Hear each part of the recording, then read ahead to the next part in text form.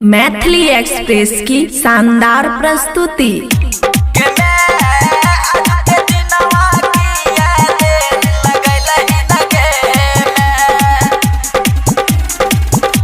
खुशी recording studio बलुआहा। कते नींद सुतल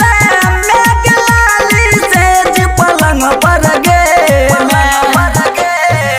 कते नींद सुतल मेघ लाली सेज पलंग पर गे मैं आजू के दिनवा किया देर लगल ही न गे मैं आजू के दिनवा किया देर लगल ही न गे कते नींद सुतल मेघ लाली सेज पलंग पर गे कते नींद सुतल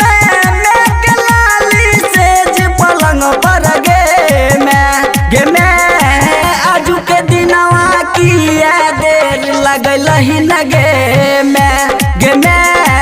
आजू के दिनवा किया देर लगल ही न गे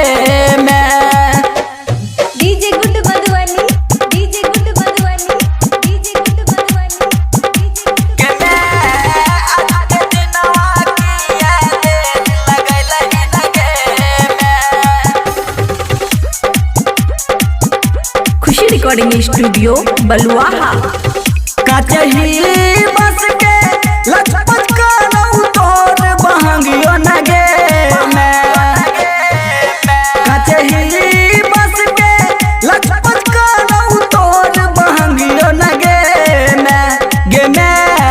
खोलही न ताहू बजर के वरिया गे मैं खोलही न तू बजर के वरिया गे मैं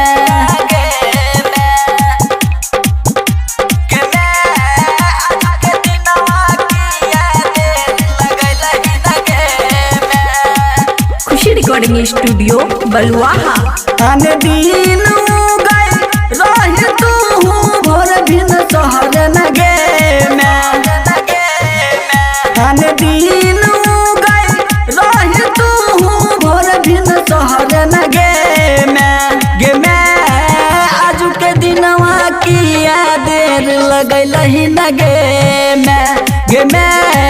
आजू के दिनवा किया देर लगल ही न गे खुशी रिकॉर्डिंग स्टूडियो बलुआहा।